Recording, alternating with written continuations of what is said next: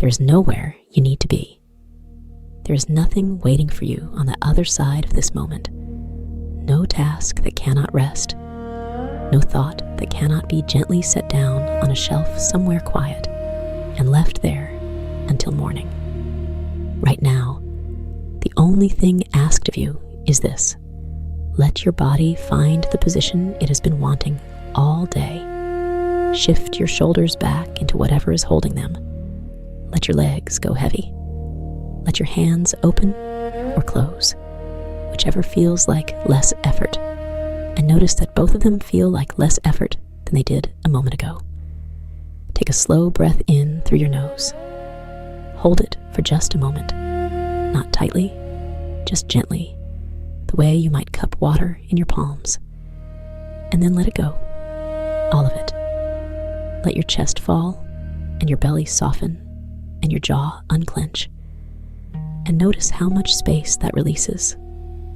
How much room there suddenly is inside you for something quiet to come and settle. We are going somewhere this evening. Somewhere that has been waiting, patient and still, for a very long time. Somewhere the air is cool and faintly sweet with mineral water and old stone and the particular warmth of something slow being made. You do not need to do anything once you arrive. You will simply walk alongside someone whose only work tonight is care. Slow, attentive, unhurried care. And you can let their pace become your pace, and let their quiet become your quiet. And if sleep finds you before the evening is done, that is exactly right. That is the whole intention. Breathe again, and let the world above the water go. Let it recede, the way a shoreline recedes when a boat moves slowly out from the bank, not vanishing all at once, but growing smaller and softer and less important, until the water is all there is, and the water is utterly still. You are going down now, slowly, and the light below is amber. The first thing you notice is the light. It comes from everywhere, and from nowhere in particular. A soft, honey-tinted amber that seems to breathe, that seems to expand and contract by some rhythm too slow and too deep to quite follow, like the pulse of something enormous resting. It is the light of a late afternoon sun, filtering down through 30 feet of still inland water, passing first through the slow-woven silk and mineral membranes that fill every high window of this place, and arriving here below as something that has been transformed, softened and warmed, and made amber by its long passage through water and stone and centuries of compressed silk. The second thing you notice is the silence. Not a sharp or empty silence. Not the silence of a room that has just been vacated, where the air still holds the memory of noise. This is an old silence, a settled silence, the silence of a place that has been quiet for so long it no longer remembers what it was before the quiet came. 300 years of stillness have soaked into these walls, the way water soaks into old wood, slowly, thoroughly, until the quiet is structural, until it holds things up. You are standing in a low stone corridor. The floor beneath your bare feet is smooth, impossibly smooth, worn to a faint polish by 300 years of water moving imperceptibly across it, and by something older still. The footsteps of the monks who once walked here, back and forth, their patient rounds leaving the stone as polished as river pebble. It is cool against the soles of your feet, not uncomfortably cold, more the way a stone holds cold in a pleasant way on a warm afternoon, a gentle waking up of the skin. But you notice, even now, that the cold is not uniform. Near the wall, it is coolest. Near the center of the corridor, where the ceiling arches just slightly overhead, the air is the faintest degree warmer. And from somewhere ahead of you, from one of the 7 archways that line this corridor, each one sealed by a heavy curtain of undyed linen, there comes a warmth that is unmistakably, quietly alive. It is the warmth of the Looms. You can smell it before you understand what it is.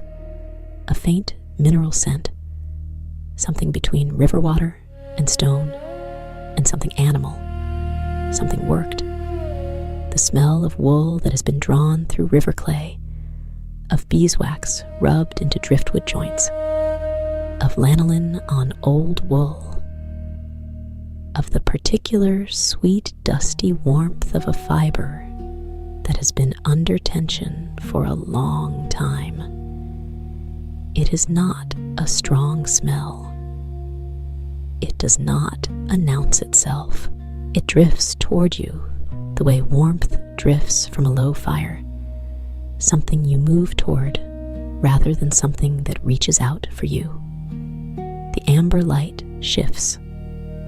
You look up at the nearest window, a high, narrow arch in the stone wall, maybe 8 feet above the corridor floor. Its opening filled with what appears, at first glance, to be a pane of old, clouded glass. But it is not glass.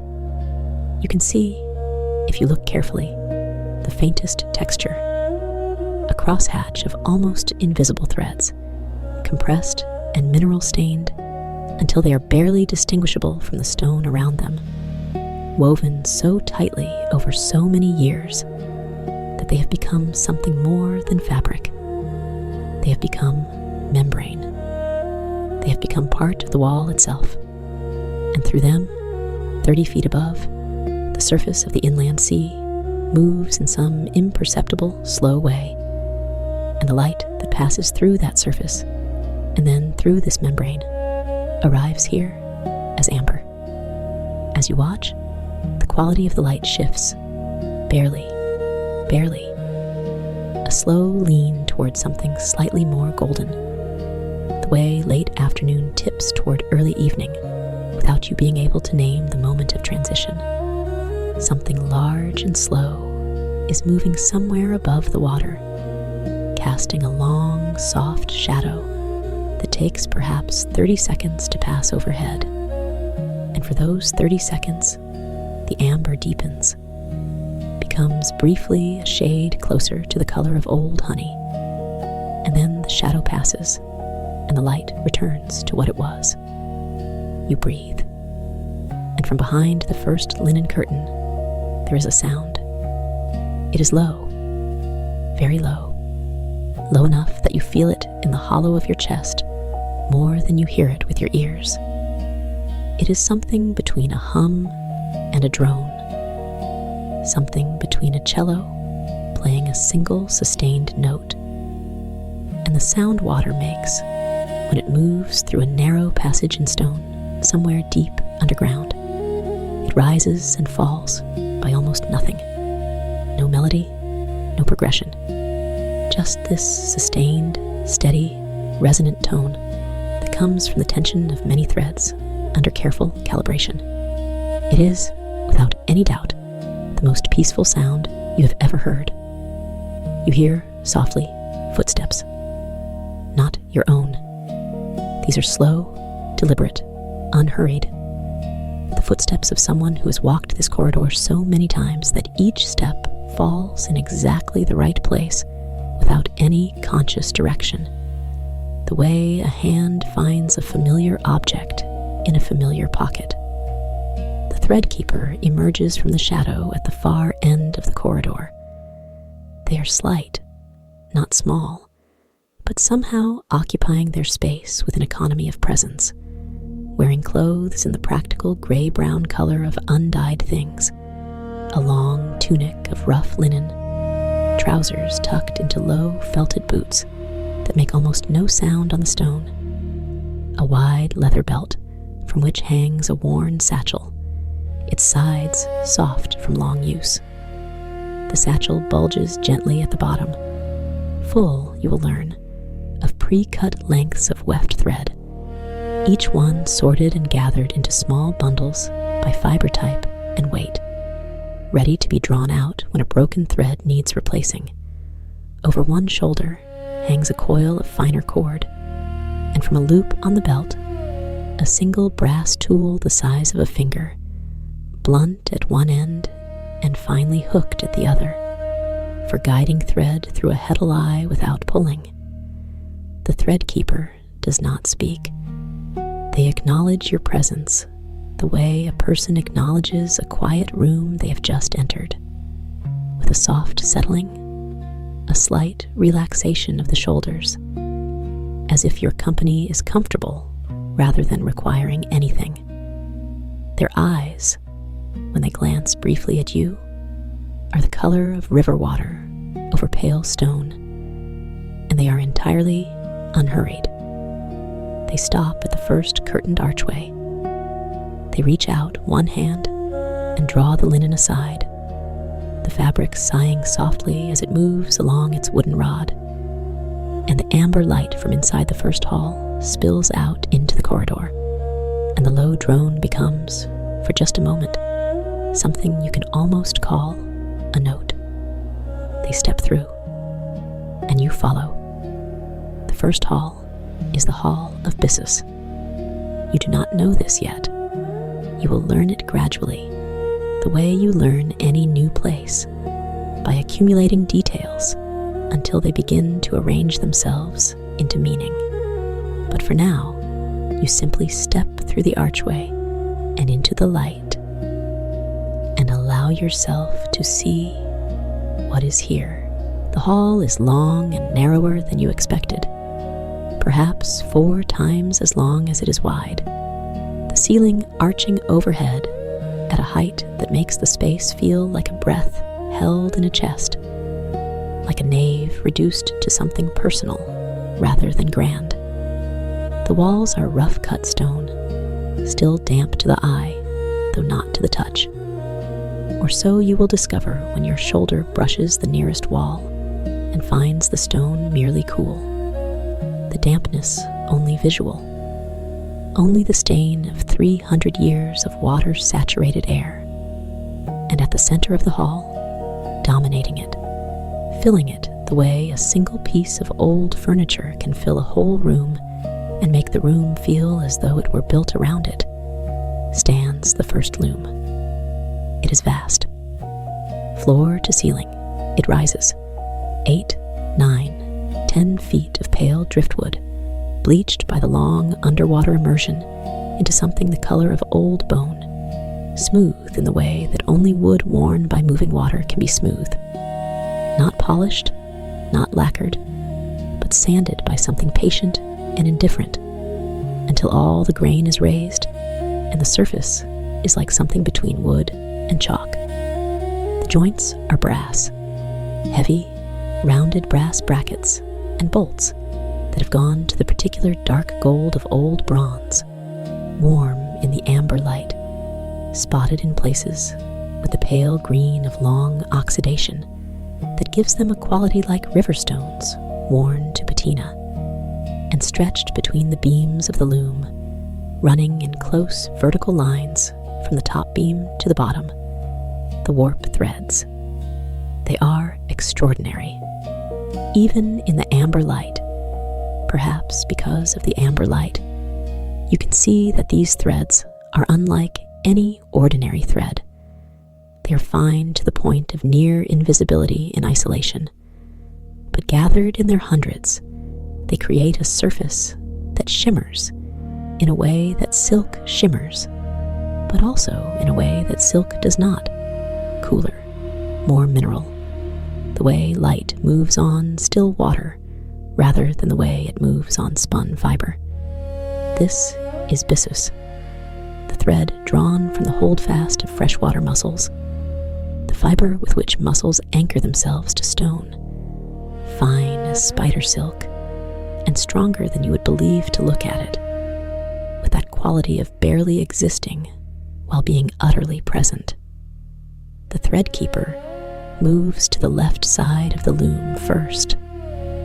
They set their satchel down on the low stone bench that runs along the wall, the bench where a weaver would have sat 300 years ago, over their work in this amber light, and they extend one hand toward the warp threads, not touching yet, just letting the hand approach, the way you might approach a sleeping animal, letting the air between the hand and the thing to be touched grow gradually warmer and present before any contact is made. Then the fingertip settles on the nearest warp thread, barely resting there. The weight of a fingertip is almost nothing, and yet you feel somehow, in sympathetic response, the slight change in the thread's tension as the touch comes. The Threadkeeper closes their eyes. They are not looking. They are listening. Through the fingertip, through the particular quality of resistance and resonance that a properly tensioned thread will give back to a touch, compared to a thread that has gone slack, or one that has gone too tight and is near to breaking. This thread is good. You can tell by the way the Threadkeeper's expression settles. Barely any change, just the faintest softening at the corner of the eye, the faintest release of something that was waiting to see. They move to the next thread, and the next, working down the warp in a slow, systematic scan, each fingertip test taking perhaps 4 seconds. 4 seconds of stillness and attention, and then that faint settling, or occasionally a slight frown. Almost no frown, really, just a micro crease between the brows that indicates something requiring closer attention. The low drone of the loom surrounds you. Standing here in the amber light, you realize you have been hearing it since before you entered the hall. It was simply that the corridor wall muted it, and now, without that muffling, the full quality of it is available to you. And it is extraordinary how much peace a single low note can carry when it has been sustained without interruption for a long time. This drone is not mechanical. It is not a machine running. It is the sum of hundreds of threads under tension, each one vibrating at its particular frequency in response to the building's own subtle movement, the faint pulse of water pressure against those silk membrane windows, the micro adjustments of the stone as the water shifts, the slow temperature changes between the cool stone and the warmer air near the loom frames. All of this translated into vibration, and all of that vibration combining into this one low breathing note that sits just at the edge of what the ear can call a pitch. You breathe with it. You are not trying to. It simply happens. The way breathing synchronizes with slow music, the way the body finds an external rhythm and follows it without being asked. Your exhale lengthens slowly to match the sustained quality of the drone. Your inhale comes at its own natural pace, and you hold it just briefly.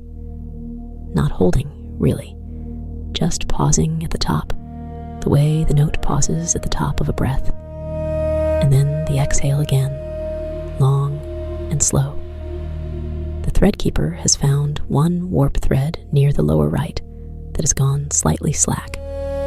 Not broken, just relaxed. The Byssus having given a fraction of a millimeter to the slow patience of time. They draw a small key-shaped tool from their belt. You had not noticed it before, tucked alongside the brass threading hook. And they turn a small adjustment pin at the base of the warp beam, a half turn only, watching the thread as they turn, stopping when the thread rises back to its proper tension. Then they touch it again with the fingertip, and you hear it. You hear the moment the thread comes back to its correct pitch. Not a sound exactly, more a quality of sound, a resolution. The way a slightly flat note on a stringed instrument rises back into tune. and the whole chord around it suddenly settles and relaxes, because that one discordant element has found its place again. The drone of the loom shifts, just barely, just fractionally, from something that was almost right to something that is right, and the difference is felt rather than heard, and it is deeply, completely satisfying in a way you could not explain. The Threadkeeper replaces the key on their belt. They pick up the satchel. They move toward the far end of the hall, and the loom drone follows you both. Or rather, you follow it, deeper into the hall, as the Threadkeeper checks the tension of the weft guides along the side beams, the brass heddles that determine which warp threads rise and which fall to create the shed through which a shuttle would pass. The heddles hang in orderly rows, each one a slim bar of dark gold brass with a single eye at its center through which one warp thread passes. Most are still. One or two sway just slightly in the imperceptible current of air that moves through the space, and each sway produces a faint, soft click. The click of brass heddle against brass heddle, the quietest percussion, like a clock that has been wound very gently and runs only a few slow seconds at a time. You stand and listen to the clicking settle. The amber light shifts again, that long, slow, deep-sea shift of something far above moving through the water, casting its shadow down through 30 feet and through the silk membrane windows and into this hall. And the amber deepens for a moment and then returns, and the loom gleams in the warmth of it, and the Byssus threads catch the light in their cool mineral way, and everything is very, very still. The Threadkeeper glances back once to be sure you are there, and then they move toward the door to the second hall. Between the first hall and the second, there's a short passage, barely 10 feet of corridor, a different quality of darkness than the outer corridor. This one completely unwindowed. The amber light from behind and the amber light from ahead, both present but neither dominant, creating a brief interval of something almost like dusk. The near silence here is different from the silence of the open corridor. Here, the drones of two adjacent loom halls reach you from both sides simultaneously, each one a slightly different pitch, each one blending with the other in a long, slow interference pattern that rises and falls by almost nothing over the course of many seconds. Standing in this passage is like standing at the exact midpoint between two notes on a very large instrument, feeling both, belonging to neither, held in the pleasant suspension between two things. You breathe in the cool, damp air. There's the smell of beeswax here, stronger than in the first hall, where the Byssus threads needed little of it. Someone has been working on the joints of the driftwood beams in this passage, working beeswax into the grain to slow the water's patient erosion of the wood, and the smell of it is warm and clean and slightly sweet in a way that mixes pleasantly with the mineral coolness of the stone. The Threadkeeper pauses in this passage for just a moment. They are listening, not to anything in particular, or rather, to everything in general. You have learned, watching them in the first hall, that this is simply how they occupy space, with open attention rather than directed attention, hearing whatever is there to be heard without requiring it to be anything specific. They breathe once, slowly, and you find yourself doing the same. And in the brief, shared silence of the passage between halls, something in you that has been braced without your noticing gradually releases. And then the second curtain is drawn aside, and the light of the second hall unfolds before you. The second hall is the hall of river wool, and you know it immediately by the smell.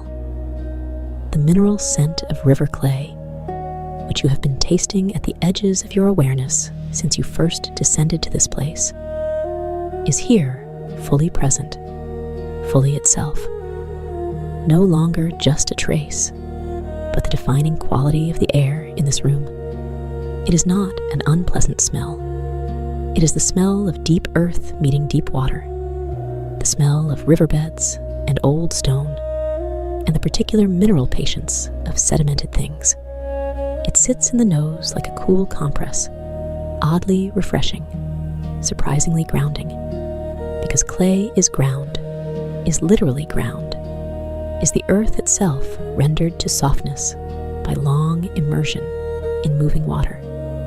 The wool on this loom is different from the byssus in the first hall, where the byssus threads were fine and barely visible and shimmered with that cool mineral light. These warp threads are substantial, thick as a little finger in the heaviest yarns, finger width or less in the finer ones, ranging in color from the pale gray-white of natural undyed fleece to the deep ochre brown of wool that has been saturated with river clay and then slowly dried near a low heat, and every warm, earthy tone between those two. Clay orange, sediment tan, pale amber gold, where the minerals in the water have stained the wool during the months it spent drying in a hall like this one, breathing the same air as the clay-weighted weft that crosses it. The loom itself is slightly different in construction from the first. Heavier, built for the weight of heavier fiber, its driftwood beams thicker, its brass joints more massive, the whole structure giving an impression of settled, patient solidity that suits the material it holds. Where the Byssus loom had a quality almost of delicacy, a precision instrument for fine work, this one is the stone wall of loom construction, built to outlast everything around it, to hold its tension through any slow change the stone and water might demand of it. The drone from this loom is lower and broader. Not a single sustained note, but something with more bass to it. Something that lives less in the ear and more in the chest. The kind of frequency you feel in the sternum if you stand close to the frame. You step closer to the loom now, drawn by that frequency, and you feel it. A faint vibration moving through the air and into your body, settling into your ribcage the way warmth settles, the way the memory of warmth settles when you move from cold air into a heated room, and the cold leaves your chest slowly, in increments. The Threadkeeper runs the flat of their palm, this time, along the warp threads. Not the fingertip test of the Byssus Hall, but a broader, slower stroke, the way you might lay a hand on the flank of a large, calm animal to feel whether its breathing is regular. The clay-weighted wool responds differently than the Byssus did. It is warmer under the touch, warmer and slightly rough, and it gives less to the pressure of the hand than the mineral threads did, holding its resistance. The Threadkeeper nods, almost imperceptibly. This is the hall they check most carefully, because the clay weighting means the warp threads can tighten unexpectedly if the air becomes drier than usual. Though here, 30 feet below a lake, the air is never dry. Or loosen if the mineral coating has, over centuries of waiting, developed an imperceptible hairline crack that lets moisture through to the core fiber in a way that changes its weight and therefore its tension. Most of the warp threads are fine. The Threadkeeper moves through them methodically, and you have begun to understand the rhythm of this work now. The approach, the touch, the internal assessment, the slight relaxation or the micro frown, the correction if needed, the move to the next. It is, you realize, a kind of meditation. Not because it requires clearing the mind, quite the opposite. It requires filling the mind completely with this one specific quality of attention, not thinking about the thread, but being present with it, allowing the information in the touch to come through without interpretation. The Threadkeeper has done this so many times that the interpretation happens below the level of thought, the way an experienced musician hears a pitch as itself rather than as a note name. The hand touches. The body knows. The adjustment is made or not made. The hand moves on. Near the center of the warp, there's a broken thread. You see it before the Threadkeeper reaches it. A gap in the ranked vertical lines of warm, earthy wool. One thread ending 2 feet above the bottom beam, where it has parted cleanly, not frayed, but separated, as if cut, though nothing has cut it. The Threadkeeper pauses at it, regarding it with the quiet attention they bring to everything, not distressed, not hurried. This is the work. This is exactly why they are here. The broken thread is not a failure, but simply an occasion. They open the leather satchel. You have been wondering about the satchel since you first saw it, soft and full at the Threadkeeper's side, and now you see what it contains. Bundles of pre-cut thread lengths, each bundle tied with a thin ring of waxed cord that matches the fiber it holds. Each bundle a slightly different color or weight or texture, each one representing one of the 7 halls, and the fibers kept there. The Threadkeeper's hand moves into the satchel without looking, navigates by touch to the correct bundle, the clay wool bundle, warm and slightly rough at the fingertips, heavier than the others, and draws out a single length of prepared weft thread, already cut to slightly more than the needed length, already treated with a mineral solution that will seal its end against fraying. They draw the thread through the broken warp's head-ally with a fine hook tool, guiding it with a patience that contains no urgency whatsoever. The hook finds the eye. The thread slides through. The ends are secured to their respective beam pins with a twist and a tuck. A motion so practiced, it takes perhaps 12 seconds. And when it is done, the new thread is in its place, slightly paler than its neighbors, because it lacks their 300 years of mineral staining, slightly more taut, because it lacks their 300 years of gradual relaxation. In a year, in a decade, it will match them exactly. For now, it is simply present and functional, and that is enough.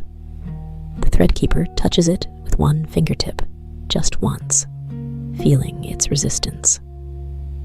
And the drone of the loom, which you would have said was already as complete as it could be, seems to shift by something less than a semitone, something that is not exactly a note change, but is a fullness change, a wholeness change, as though a word that had been spelled wrong for 3 centuries has just been corrected, and the sentence can now be read as it was always meant to be read. You breathe in the smell of river clay and beeswax and lanolin and old stone. You breathe out. You follow the Threadkeeper through the check of the remaining warp and through the careful test of the heavy brass heddles on this loom, which are larger than those in the first hall, each one the size of a hand, and which shift with a deep, satisfying click when the Threadkeeper tests their movement, a click that settles into the general drone and vanishes into it, absorbed. And then the passage between the second and third halls, and the cool, damp air on your face, and the mingled drones of 2 loom halls reaching you from either side in their slow interference pattern, and the smell of beeswax from the worked wood of the passage walls, and the amber light filtered and refiltered until it arrives here in the passage between halls at exactly the quality of late evening seen from under warm water. You are very comfortable. You did not notice this arriving, the way you never notice comfort arriving, only its absence, and then its return. But somewhere in the second hall, between the broad palm test of the clay wool and the slow replacement of the broken thread, your shoulders fell. Your jaw unclenched entirely. Your feet, on the cool stone, stopped noticing themselves and simply rested there. And the cold became pleasant rather than present. A background thing. A good background thing, like cool air on a warm night. You are following the Threadkeeper, and the Threadkeeper is unhurried, and the looms are humming, and the amber light breathes. The third hall holds silk, but not the silk you know from anywhere on the sunlit surface.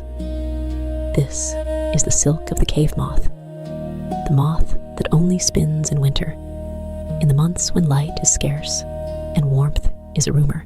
And the cocoons it makes are not the bright, tight white of domestic silkworm cocoons, but something rounder and slightly translucent, tinted silver gray at the outside, and, if you could see inside one, a faint, warm gold at the core, where the larva has rested through the cold. The thread drawn from these cocoons is finer than anything you have encountered, finer even than the byssus, finer in the way that breath is fine, in the way that air itself has texture, if you pay close enough attention. The warp of this loom catches the amber light and does something impossible with it. It splits it, not into spectrum, not into rainbow, just into 2 versions of itself, the amber light that falls directly on the threads, and the amber light that passes through them. And these 2 ambers are different enough to make the surface of the warp look like something between a fabric and a window. You could almost look through the warp threads as if they were a veil between this room and some room behind it, where the same amber light exists at a slightly different warmth, slightly different depth. The drone from this loom is the highest of the 3 you have heard so far. Not high in the way a voice is high, but higher in the way that a smaller bell is higher than a larger bell. The frequency carrying a quality of crystalline precision that the lower halls did not have. It sits in the space behind your eyes when you attend to it, a vibration that lives in the sinuses rather than the chest, gentle and precise as the thread itself. The Threadkeeper moves through this hall differently, where the Byssus hall required fingertip precision and the clay wool hall required the broader palm. This hall requires the lightest possible touch, barely a graze, barely more than warmth from the fingertip finding its way to the thread without full contact, as though the thread needs only to know the hand is present rather than to feel it. The Cave-Moth Silk will respond to less than a fingertip. It responds to the warmth of proximity, and the Threadkeeper moves through the warp with that extraordinary lightness, their hand moving along the threads like a breath of air, and the threads respond by singing, not dramatically, not audibly so much as atmospherically, a slight brightening of the drone, a slight clarity in the note as the warmth of the hand passes over them. You breathe with the drone of the Cave-Moth Silk loom, and your breathing is very slow now. You are not trying to make it slow. It has arrived at its own slowness, following the pace of the room, following the pace of the Threadkeeper, who is following the pace of the Looms, who are following the pace of the water above, which is following the pace of something older than any of them. Everything here tends towards slowness. Everything here has always tended towards slowness. This is a place where slow is the fundamental quality, and you are simply, gradually, finding your way to that fundamental quality alongside everything else in the room. There are 2 broken threads in this hall, near each other in the upper section of the warp, and the Threadkeeper finds them with the graze of warmth and pauses to look up at them. They are very high, perhaps 8 feet from the floor, and the Threadkeeper does not hurry toward a solution. They stand and regard the broken threads the way you might regard a question you have been asked before and know the answer to. There is no urgency in finding the words, because the words are already there, simply waiting to be arranged. A low wooden step, more a thick plank, really, set against the wall for exactly this purpose, is moved with one quiet scrape across the smooth stone floor into position beside the loom. The Threadkeeper steps up on it without haste and gains the additional height needed. The satchel comes open again. The Cave-Moth Silk bundle is the lightest, the most reluctant to be drawn. It wants to drift rather than to be pulled, and the Threadkeeper accommodates this, letting the thread find its own path down from the satchel rather than directing it. And the thread floats. It practically floats as it unfurls toward the heddle eye. The replacement of these 2 threads takes a little longer than the clay wool repair, not because anything is difficult, but because the Cave-Moth Silk asks for patience in proportion to its fineness, asks that the hands move more slowly, that the hook be guided with greater care, that the final tension adjustment be more tentative, more responsive, more a conversation than a correction. The Threadkeeper is equal to this. Of course they are. This is their entire life, this patience, this proportion, being the kind of present that the thing in front of them requires, and no more and no less. When the 2 new threads are in place, the Threadkeeper steps down from the plank and returns it with one quiet scrape to its place against the wall. They stand back and look at the whole upper section of the warp. The 2 new pale threads among their older silvered neighbors, and they are still for perhaps 20 seconds, attending. The drone shifts. It brightens just slightly. It becomes cleaner, the way a chord becomes cleaner when one element that was in slight tension with the others finds its proper interval. 2 notes have been returned to the whole, and the whole has absorbed them. And the loom now holds all the threads it is supposed to hold, and the drone that it produces is the drone it is supposed to produce, and it fills the hall of Cave-Moth Silk with its high, clean, sustained presence. And the amber light shifts again above the water, and the light in this hall deepens briefly and then releases back to its warm self. You feel your eyes grow heavier, just slightly, just the beginning of heaviness, not a demand, not a pressure, simply a gentle downward invitation that you can accept, or you can follow the Threadkeeper to the 4th hall and continue. You continue. Of course you continue. There's nowhere else to be.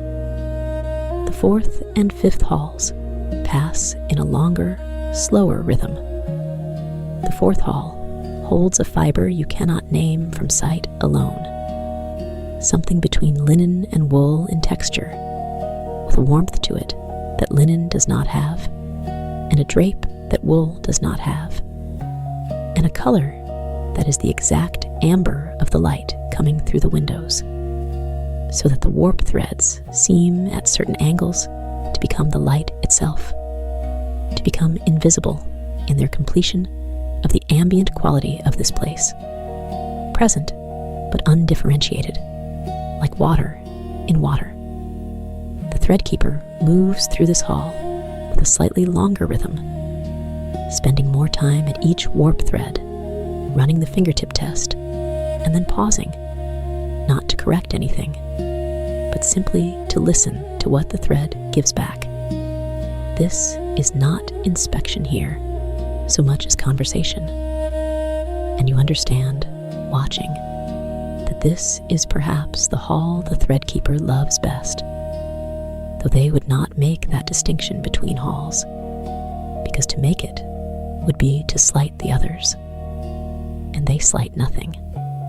But there is something in the way their body holds its stillness here, a quality of easiness, of being exactly where they belong, that speaks of long familiarity with a particular kind of peace. No threads are broken in the fourth hall.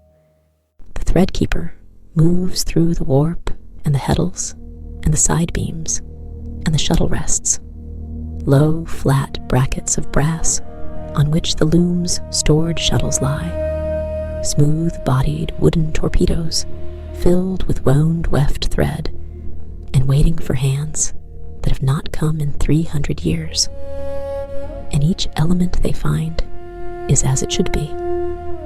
And the amber drone of this fourth loom fills the hall with its amber-colored sound that is the same color as everything else here. And the smell of beeswax from the recent maintenance of the driftwood joints is warmest in this hall. The sweetness of it mixing with the mineral smell of the windows and the lanolin warmth of the unnamed fiber. And you breathe it all in very slowly, very slowly. The fifth hall is clay linen. You can tell by the mineral smell, which has a different quality here than in the river wool hall, drier somehow, more ancient, the clay having fully incorporated with the linen over 300 years, until the threads no longer smell of two things, but of one thing that never existed before. This loom is the oldest. The driftwood of its frame is darkest, most mineralized, the pale bone color of the first hall's loom having here deepened over centuries to something between gray and silver, and the brass joints have gone fully to dark patina, green-brown and beautiful in the amber light. One heddle has slipped its mooring here. A brass bar that should hang in a precise vertical has turned 30 degrees from true and lies against its neighbors at an angle. And when the Threadkeeper finds it, they make a small sound, barely audible, somewhere between a low note hummed under the breath and a soft exhalation. Not frustration, not concern, simply acknowledgement. Ah, here is a thing to do. And they do it. They take the heddle in both hands and ease it back to its vertical, feeling the small click of the pivot mechanism finding its detent, the gentle resistance, and then the sudden ease of the brass, finding its proper position after whatever long, slow drift has brought it to this misalignment. The click, and then the note of the fifth loom, settling back into its full self as the heddle finds its place in the row of heddles resuming its ordered line, the collective tension of the warp passing through them in the correct path rather than the distorted one, and the loom drone thickening, broadening, finding a note lower and wider than it had been a moment before, and settling there and staying. You have been in this place for what feels like a long time, though time is not a meaningful concept here. You have been in this place for exactly as long as you have been in it. The amber light outside has deepened by some small increment, evening continuing its imperceptible march even through 30 feet of still water. And the quality of warmth from the loom frames has not changed, because looms do not cool. They do not have a fire that burns down. They simply are warm in the way that long inhabited objects are warm, in the way that a stone step worn smooth by 300 years of footsteps holds heat in its smoothness. Between the 5th hall and the 6th, you walk through the dark passage again, and this time you barely register the darkness. The drones from either side reach you, and you breathe them in and breathe them out, and your feet move slowly on the cool, smooth stone, and you are not thinking, particularly, about anything. The thoughts that are in your mind are very soft, very unurgent. They're more like the kind of thinking that happens at the very edge of sleep. Thoughts with the texture of images rather than words, half-seen shapes that drift and do not require interpretation. This is fine. This is exactly fine. The 6th hall is the hall of weighted silk, not Cave-Moth Silk, not the Byssus, but something entirely its own. Broad fiber silk from a larva that spins in the summer months on the surface.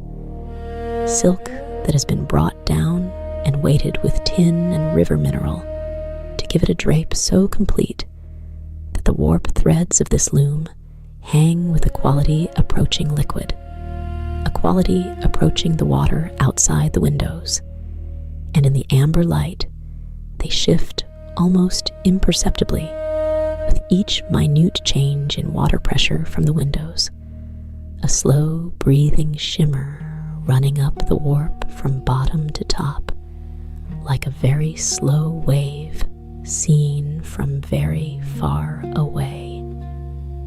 The drone of this loom is unusual.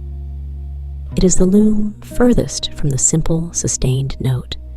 Its pitch rises and falls very slowly over periods of perhaps a minute each, driven by the same water pressure changes that make the warp threads shimmer, the tin weighting translating minute changes in hydrostatic force into minute changes in thread tension, into minute changes in the resonant frequency of the whole instrument. It is, in this way, the most alive of the 6 looms you have visited, the most responsive, the most in conversation with the water around it. It breathes. The loom breathes, and the slow breathing of the loom enters you, and your own breathing slows to match it, and you stand in the 6th hall for a long time, while the Threadkeeper makes their careful round of the tin-weighted warp threads, and you breathe with the loom, and the amber light shifts and returns, and shifts again above the water, and you are very, very still. There are no broken threads in the 6th hall. The Threadkeeper moves through it nonetheless with complete attention, touching each thread, listening through the touch, nodding at what they find. All is well. All is properly tensioned. The tin weights have done their work. The mineral coating has held. The driftwood frame has given nothing to the water's patient erasure. The shuttle rest holds its shuttle. The heddles hang in their precise rows, and the slow breathing drone of the weighted silk loom fills the hall and rises through the stone walls into the stone corridor and joins the drones from the other halls in the long, slow chord that the monastery makes of itself when everything is properly maintained. This is what the Threadkeeper tends.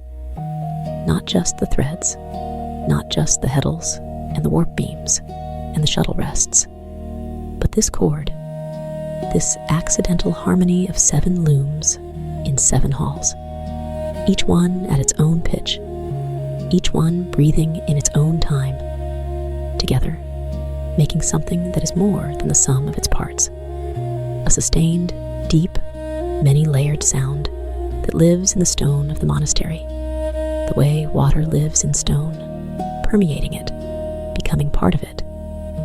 And this sound is the sound of the place being well cared for, the sound of threads properly tensioned and halls properly attended, the sound of ancient things maintained in their ancient purpose by one unhurried, patient presence. You are glad to be here. You did not expect to feel glad. You did not expect to feel anything in particular. But here, in the 6th hall, with the weighted silk loom breathing beside you, and the amber light shifting in its slow underwater rhythm, and the smell of beeswax and lanolin and river clay reaching you from all 6 halls you have visited, you feel something that is genuinely gladness, something genuine and quiet and complete, and you breathe it in alongside everything else. The Threadkeeper lifts the satchel back onto their shoulder and glances at the doorway to the passage that leads to the 7th hall. One more. You already know, as you step through the doorway into the 7th hall, that this is the smallest. You can feel it in the changed quality of the air, the way a room that is smaller holds its warmth differently, the way sound behaves differently in a smaller space, more present, less able to dissipate. And the amber light here is somehow more concentrated, because the single silk membrane window of this hall is set low in the wall, lower than all the other windows, barely 4 feet from the floor, and the light it admits comes in at an angle that illuminates the room differently than the high windows of the other halls, throwing its amber warmth not down from above, but across the floor, raking, catching the textures of the stone in long, low light that reveals every small roughness, every ancient mark of tool against rock. The 7th loom is the smallest. It stands perhaps 6 feet high, a child's version of the enormous instruments in the other halls, or rather, not a child's version, but a jeweler's version. The reduction accomplished not by simplification, but by intensification of care, every joint more precise, every element more deliberately made. The driftwood of the frame, the palest and most bone-smooth of any you have seen. The brass fittings small and bright and meticulously maintained. The warp threads. You lean closer. The warp threads of the 7th loom are all 7 fibers together. You can see it when you look. Alternating threads of byssus and clay wool and Cave-Moth silk, and the unnamed amber fiber, and the clay linen, and the tin-weighted silk, and one more. A thread you cannot identify, dark as deep water, fine as breath, running at the very center of the warp in a single vertical line that seems to absorb the amber light rather than reflecting it. That seems to be the one dark note in what is otherwise an instrument of warm tones. All of them here, all of the fibers from all of the halls, gathered in the smallest loom into a warp that is a kind of recapitulation, a summary, a listening back through everything you have passed through tonight in this place. The drone of this loom is not a single note. It is a chord, a very quiet, very low chord, just 3 or 4 pitches from the 7-fiber warp, close in frequency, but distinct enough to create a rich, complex resonance that is different from the clean, single notes of the other halls. This is the chord the whole monastery tends toward, the final resolution, place where all of the individual drones find their relationships to one another, and where those relationships produce something that is more than music, something that is more like hearing, very softly, from a long way away, the sound of something very old being completely at rest. The Threadkeeper sets down their satchel. They check the 7th loom with the particular care they bring to the thing most important to them. The care that moves slower than the ordinary slowness of their movement. The care that breathes more deliberately than their ordinary breath. Each thread in the 7-fiber warp is tested. Many require the Byssus touch, the light fingertip. Some require the Cave-Moth graze, the warmth without contact. The clay wool threads take the palm, and the dark central thread, the one you cannot name. The Threadkeeper approaches it last, and they simply stand before it for a long moment, not touching, looking at it the way you look at something you have known for so long that looking is indistinguishable from remembering. And then they touch it. One fingertip. The thread hums under their touch, hums at a pitch that is lower than any of the others, lower than the clay linen hall, lower than the river wool hall, lower than anything you have heard tonight.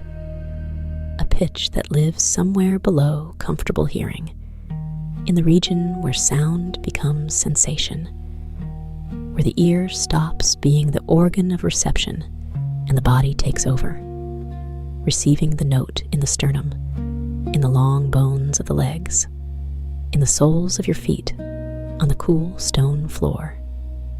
It is perfect. You know this without needing to be told. You know it the way the Threadkeeper's hand knows it, through the information in the touch, through the quality of the response, through the complete and satisfied resonance of the note the thread returns.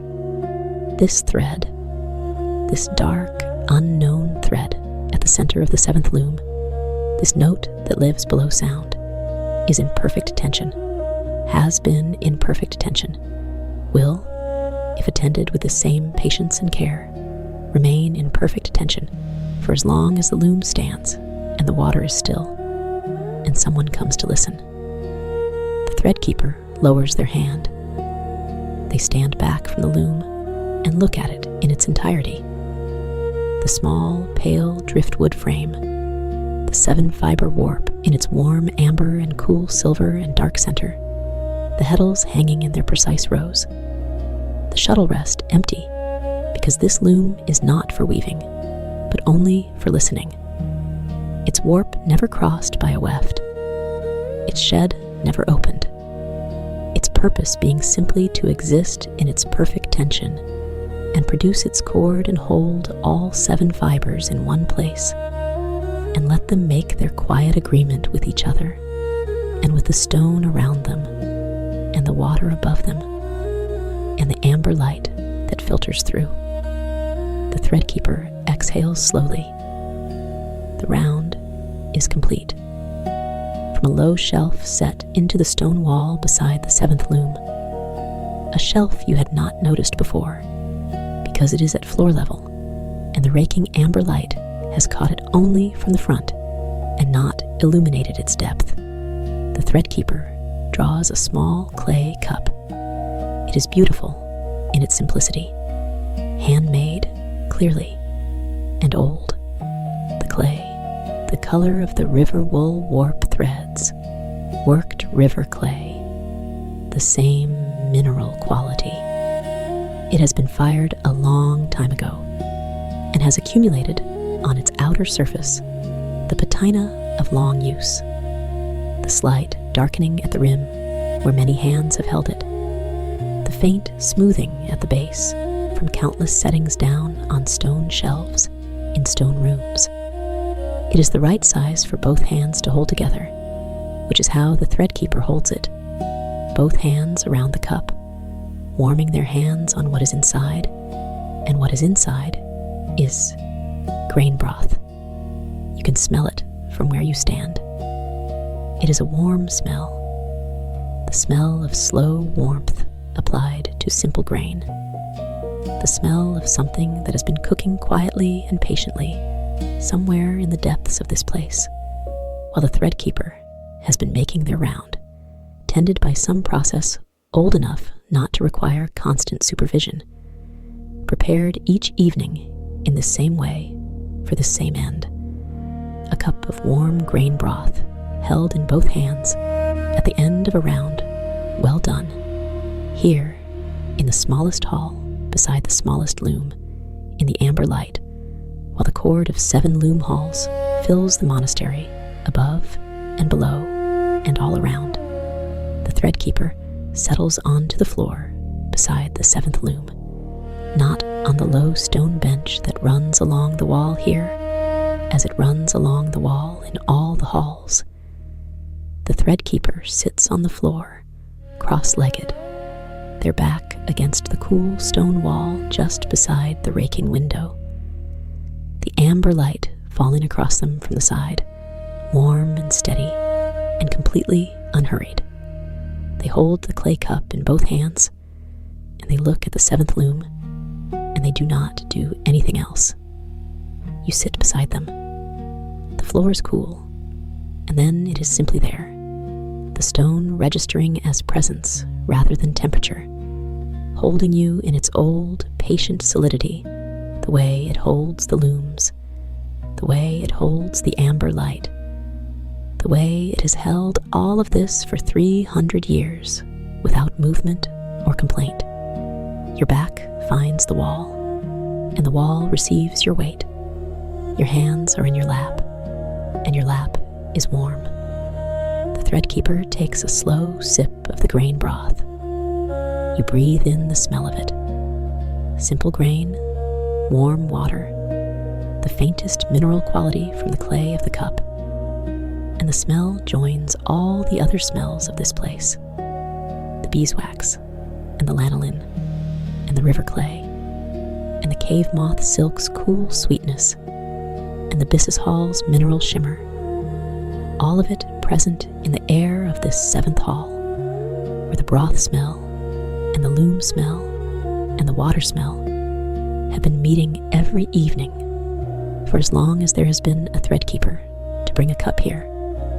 The chord of the 7 looms is very clear here, with the round complete, with all 7 halls attended, all broken threads replaced, all heddles reset, all warp tensions corrected and confirmed. The monastery is producing the fullest version of its chord, and from where you sit on the floor of the 7th hall, you can hear all of it. The low, deep river wool bass from the 2nd hall, the clean Byssus note from the 1st, the crystalline Cave-Moth soprano from the 3rd, the amber-colored 4th hall tone that sounds like the light looks, the old clay linen of the 5th hall, the slow breathing of the weighted silk 6th loom, and here in the room with you, the small, complex chord of the 7th loom, with its dark central note below sound, all of it blending in the stone corridors and stone walls into a sound you could almost describe as music, but that is more precisely the sound of something tended, maintained, cared for, loved in the particular patient way that care becomes love when it is sustained long enough and applied with sufficient attention to the specific nature of the thing being cared for. The amber light shifts. Something large and slow passes over the lake above, slower than before, much larger, its shadow taking perhaps a full minute to cross overhead. And for that minute, the amber of the 7th hall deepens from honey to something richer, darker, the color of amber, the resin, the ancient kind, the kind that preserves things for as long as there is stone and stillness around it. The Threadkeeper watches the light change. They do not name what is passing above, There is no need. Whatever it is large and calm and completely unhurried, moving through the still water of the inland sea above at its own ancient pace, casting its shadow down through 30 feet and through silk membrane windows into amber light that becomes briefly deeper amber and then returns. And the monastery holds all of this in its 300-year-old stone body without reaction, without alarm, simply receiving. The broth cup is nearly empty. The Threadkeeper tips it gently to find the last of it. Such a small, ordinary motion, the tipping of a cup, and drinks the last sip and lowers the cup and holds it still in both hands, the warmth of it continuing to come through the clay even as the broth is gone, because the clay itself holds heat, because things made well hold what is given to them. The looms hum. The amber light breathes. The stone is cool and solid and utterly still beneath you. Your eyes are very heavy now.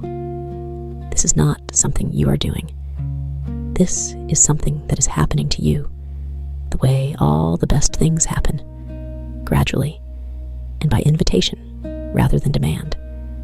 The heaviness in your eyes is gentle and complete, and your breath has grown so slow that you can feel, at the top of each inhale, a brief suspension, a moment of absolute stillness before the exhale comes.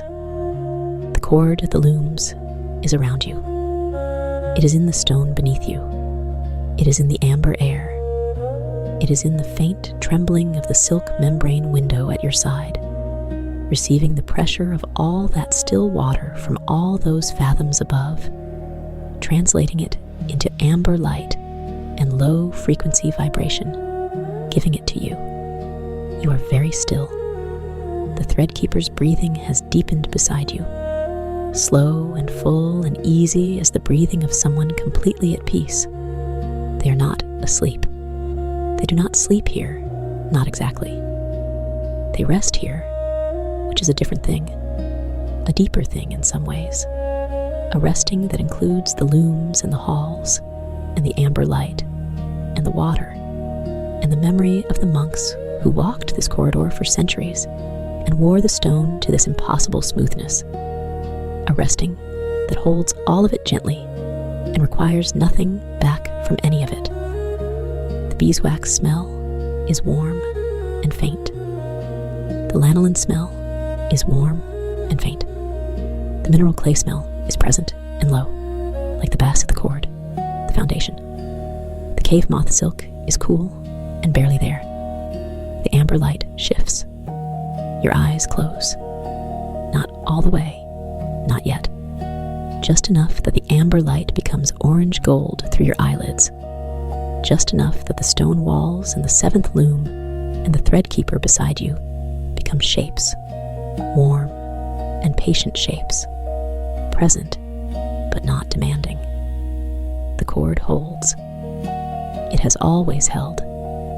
It will hold through the night and into whatever morning means here, 30 feet below the still water's surface, where morning is simply a change in the quality of the amber light and not a requirement placed on anyone. The shuttle rests on its brass bracket. The heddles hang in their rows. The warp threads hum their low notes into the stone, and the stone carries the notes through its old body, the way a river carries the memory of its source, all the way to wherever it is going, which is everywhere, and which is here. You breathe. You breathe. The amber light is the color of rest. The drone of the seventh loom is the note that rest plays when everything is in its proper tension and nothing is broken, and someone has come to listen and found, in the listening, that they were already here all along, already present in this hall, already part of the cord, already held. The stone is beneath you.